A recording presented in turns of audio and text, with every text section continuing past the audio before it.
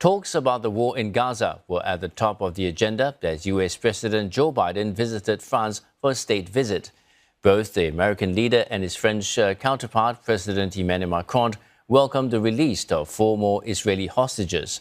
They also held discussions on the raging 2-year conflict in Ukraine, affirming their backing for Kyiv. Cullen with more. On Saturday, President Biden's state visit here to France began with a trip to the Arc de Triomphe, the iconic monument at the top of the Champs-Élysées in Paris. There, Emmanuel Macron welcomed Joe Biden. They both lit the flame at the grave of the unknown soldier underneath the monument. There were the formalities of the French and American national anthems.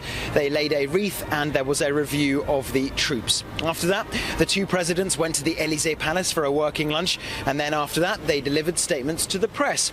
They both welcomed the fact that on Saturday 4 more Israeli hostages were released, both presidents calling for the release of all the people still being held by Hamas, both of them calling for a ceasefire in Gaza. Ukraine, another issue that dominated the talks between President Biden and President Macron. They are both firm backers of Kyiv. We've had the announcement in the last couple of days from President Biden of $200 million more in extra aid. The announcement in the last couple of days from President Macron that France will be sending fighter jets to Ukraine and trailing combat pilots here in France.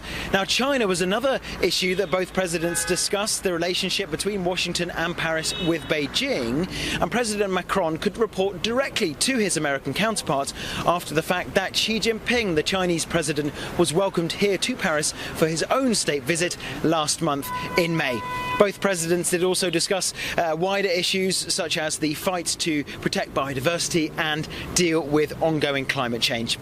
Sunday will see the final day of President Biden's 5-day trip here to France with a visit to a World War I cemetery. Cullen, CNA, Paris.